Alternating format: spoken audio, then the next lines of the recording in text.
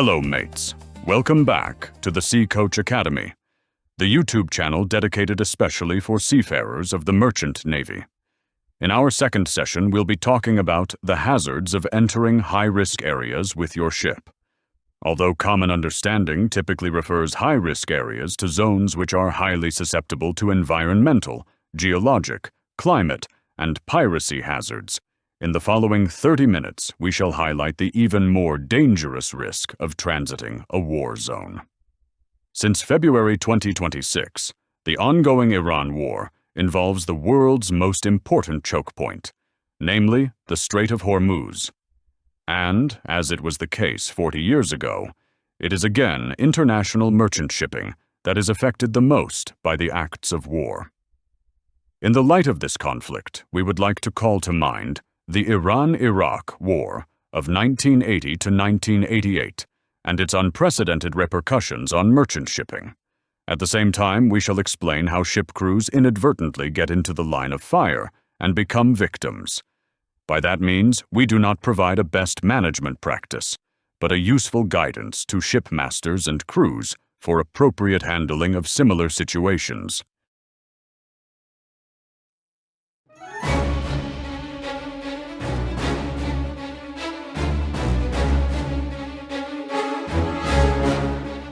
First of all, there is a widespread misconception among civilian ship captains and officers about the authority of foreign warships with respect to stopping, boarding, inspection, and capture of merchant ships at sea. Every seafarer is well aware of the freedom of navigation, a fundamental principle of international law, which clearly states that transits of ships flying the flag of any sovereign state should not be hampered or restricted in international waters. It guarantees civilian and military vessels the right of a so-called innocent passage and free movement across the world's oceans. In fact, this concept is a cornerstone of global trade and security. However, there is a significant exception, which is, unfortunately, largely unknown by most ship masters. During times of armed conflict, the acknowledged freedom of navigation is restricted by another legal concept and regime, and that is called the International Prize Law. It consists of customary international law and treaties that govern the capture and adjudication of enemy or neutral ships, cargo and aircraft at sea during wartime. While the prize law operates under a legal framework, nations often use it as a strategic tool to guide maritime policy and economic warfare. In spite of the importance of such knowledge, the standards of training, certification, and watchkeeping for seafarers, shortly STCW, still don't require specific training for ship crews in proper conduct and ship handling in war zones, particularly in communication with warships of belligerent parties. Certainly, STCW is designed by the International Maritime Organization, IMO, to govern merchant mariners, but it does not include training of civilians for combat operations or wartime ship seizures. Given the recent military attacks on civilian tankers near the Strait of Hormuz, many seafarers agree that this shortcoming should be reviewed and discussed on a higher level in the near future.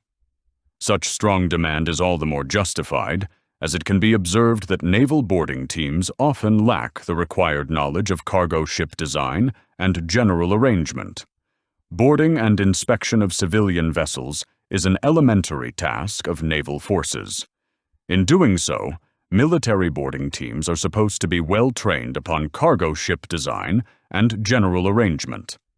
But unlike civilian superintendents and auditors, whose careers always commenced with an abundant active seafaring tenure, today's Navy officers often lack the specific knowledge and orientation ability required to carry out a prize law task. That truly comes as a surprise, as the relevant procedural requirements are, in most blue water navies, clearly and in detail, laid down in the National Prize Act. As far as navies of European NATO member states are concerned, for decades, the practice of prize law procedures had been trained regularly during the basic operational sea training at Portland in the United Kingdom. Nevertheless, before the outbreak of the Iran-Iraq War in 1980, knowledge and skills of this challenging task was quite poor, and such did not only apply to Third World navies. Reports from cargo ship masters often revealed an unprofessional demeanor, nervous, trigger-happy attitudes, and even unnecessary harsh treatment of civilian ship crews in war zones. And, as most recent events in the Persian Gulf have shown, it seems nothing has been learned ever since. Everyone with a decent standing agrees that opening fire on unarmed commercial vessels should be condemned as a war crime under all circumstances. The military has certainly a range of other means to urge a ship captain stopping the engines and allow boarding and inspection.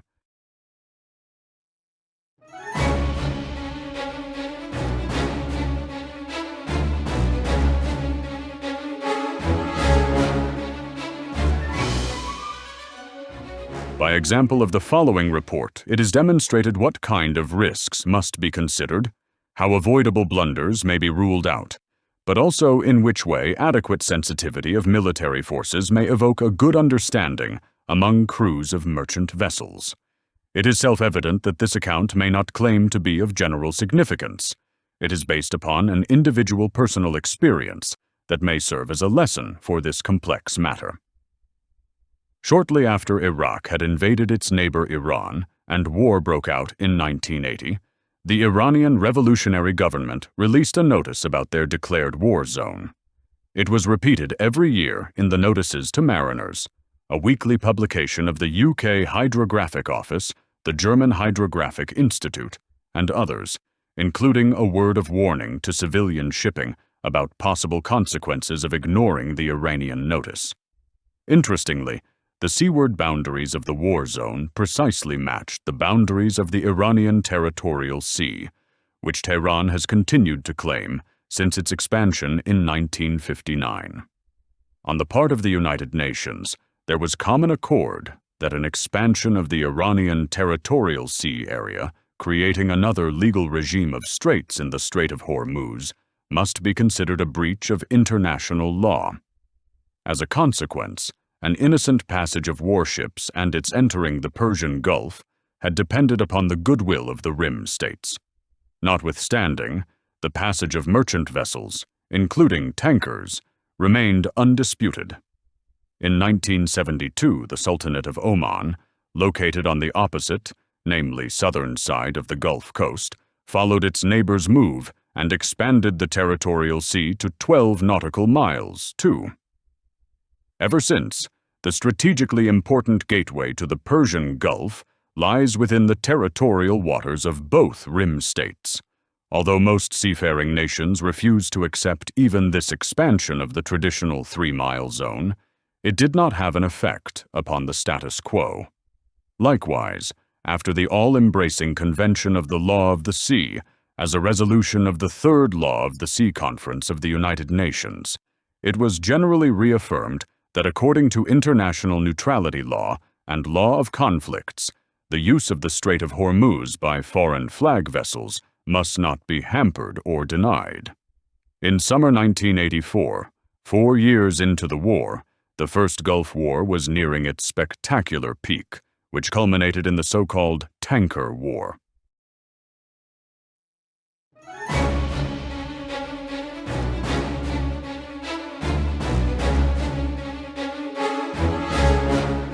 In May 1984, the container ship Wera Express, of 14,400 gross tonnage, flying the flag of Singapore, was on her way from Valencia, Spain, to Jebel Ali in the United Arab Emirates. Her cargo included 760 containers with industrial products, chemicals, and a batch of Carrara marbles destined for the numerous palaces of Arabian sheikhs. In the morning hours of May 29th, she arrived at Mina Qaboos, the main port of the Emirate Muscat and Oman, located on the west side of the Arabian Sea.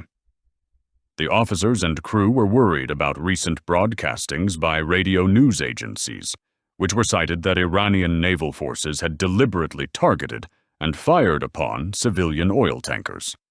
Reportedly, the attacks concentrated upon the Strait of Hormuz. Particularly, the 16 Pakistani ratings on board had quite mixed feelings over the fact that they would come soon within range of Iranian guns.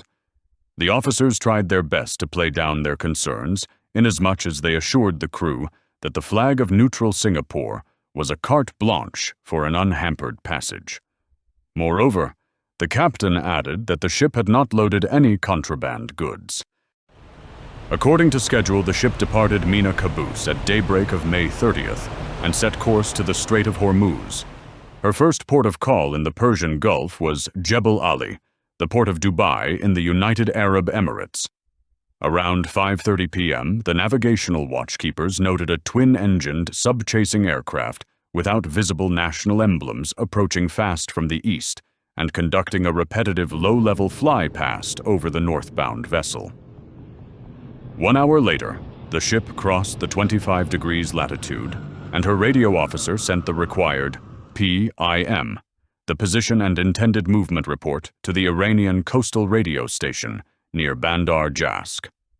Weather was fine, the sky was blue, and a gentle breeze blew from the west. At 8 p.m., the young third officer commenced his navigational watch.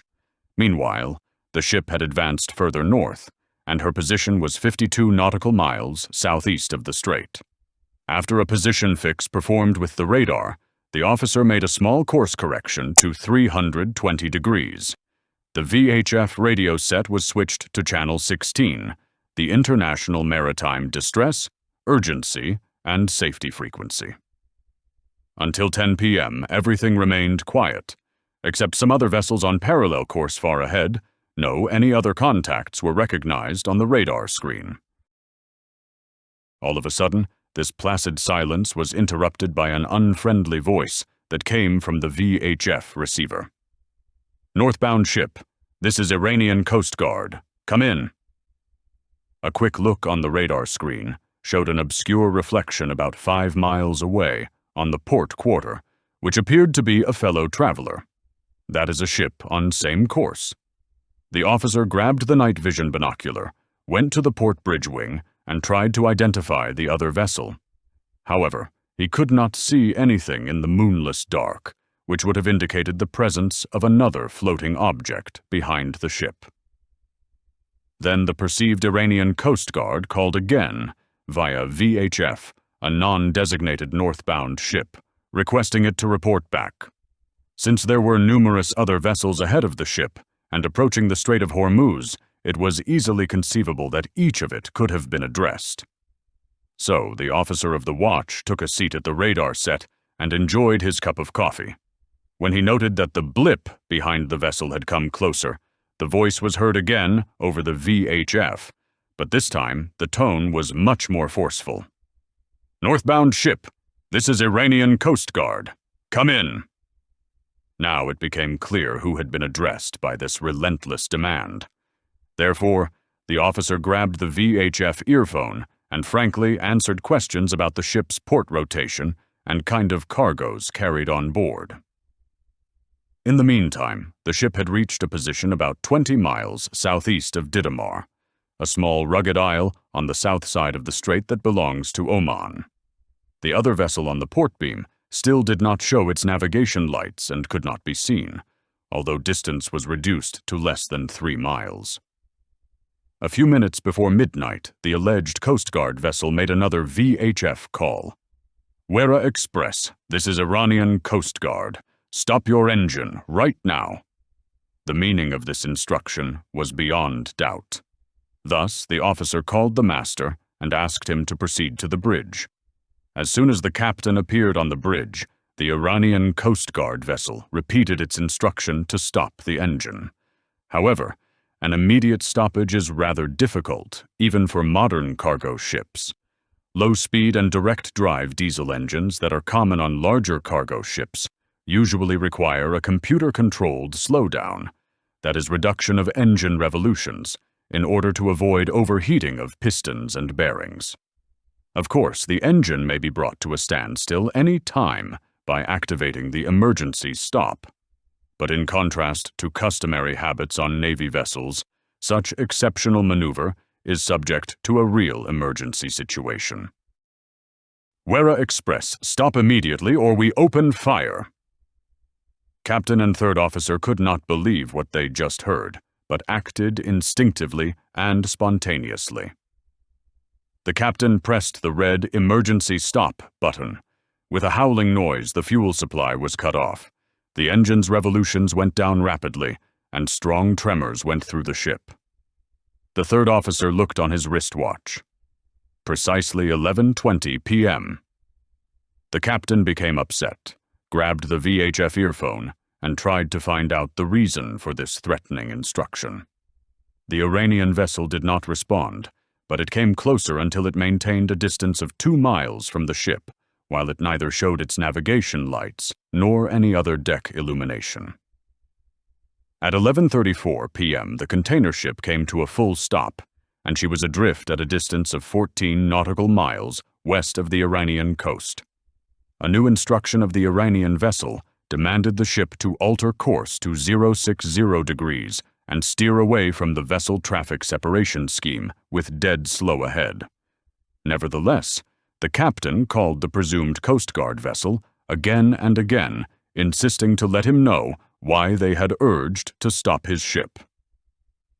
Eventually, the Iranians replied and advised short and precisely the following. Wera Express, you are suspected to have weapons on board destined for the enemies of the Islamic Republic of Iran. Stand by for further instructions and refrain from radio transmissions. Time went by. Shortly before 1 a.m. on the 31st of May, the ship was ordered to proceed to Bandar Abbas, an Iranian seaport about 40 miles to the north, since prevailing weather conditions did not permit an inspection in the open sea, as it was said. The captain called for a conference with all officers on the bridge and gave a brief situation report. Everyone agreed that it had to be prevented under all circumstances to enter Iranian territorial waters. Some officers even made proposals to restart the engine and steam with full speed towards the coast of Oman in order to come under protection by U.S. and Omani naval forces expected to operate over there. The captain, however, decided to play for time and continue to insist on an inspection at sea. After some hesitation, the Iranians finally agreed. At 2:12 a.m., the ship got instructed to stop her engine and switch on all floodlight reflectors on deck. The Iranian vessel came closer until it stopped about 1,000 yards abeam. The Iranian sailors launched a cutter on their port side, namely on the windward side. But before the boat could be manned by the boarding team, it was caught by the swell, slammed against the vessel's shell, and severely damaged. In this moment, the type of the Iranian vessel could be seen for the first time. It was a 3,000-ton landing ship of the Hengam class.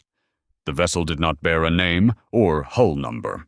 It was clearly visible that both 40mm twin-barreled anti-aircraft guns were turned towards the container ship and that the crew were on battle stations. At 3:11 a.m., the damaged cutter was hoisted up again.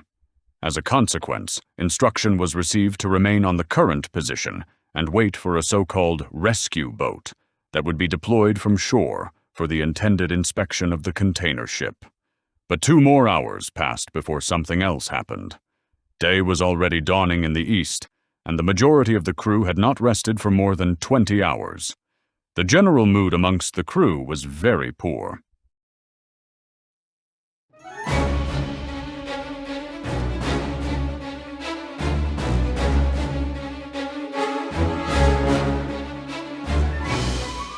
The boat did not arrive as promised.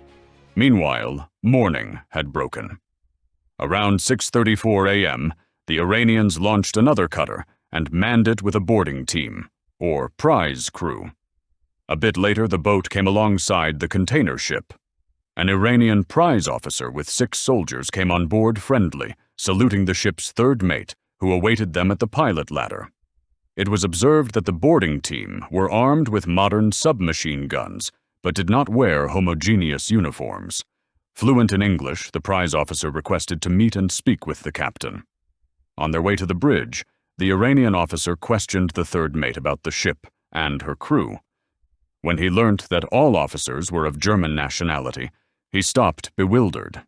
He needed a moment to collect himself, but then he laughed, delightedly shook the hand of the third mate, and explained in broken German that he had been trained at the German Naval Academy in Flensburg-Moorvik. Both officers could not restrain themselves and laughed loud and wholeheartedly about such unbelievable coincidence. Having arrived on the bridge, the prize officer met an impatient and visibly angry captain. The Iranian officer saluted respectfully and courteously requested to check the cargo documents. The second mate, as the ship's cargo officer, submitted all corresponding papers to him. After a hasty and improper thumbing through the cargo manifest and bills of lading, the prize officer wished to see a particular container.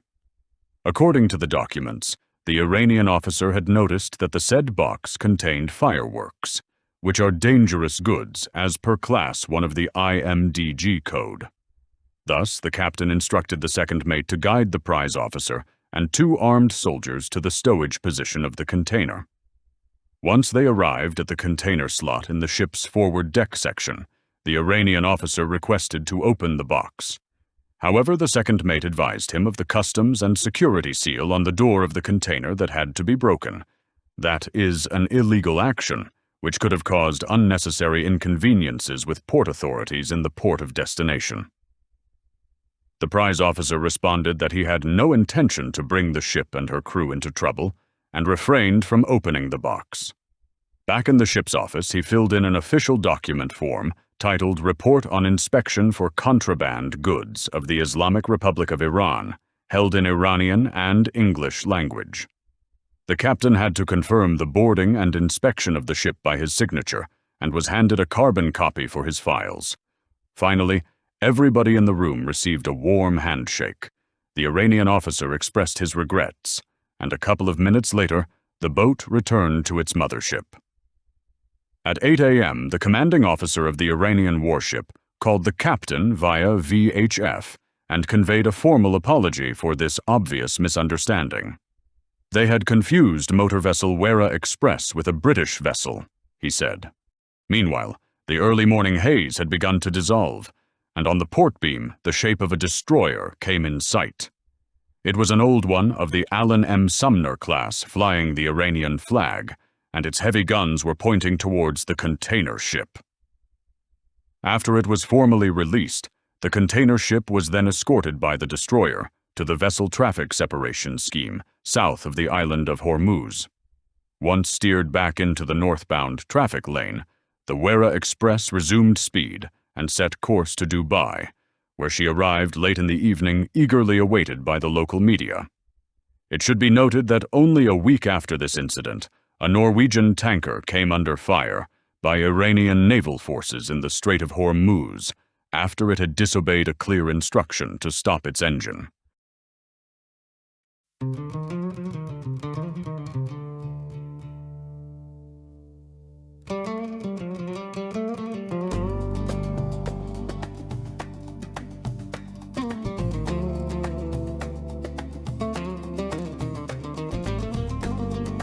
Here we arrive at the end of Part 1.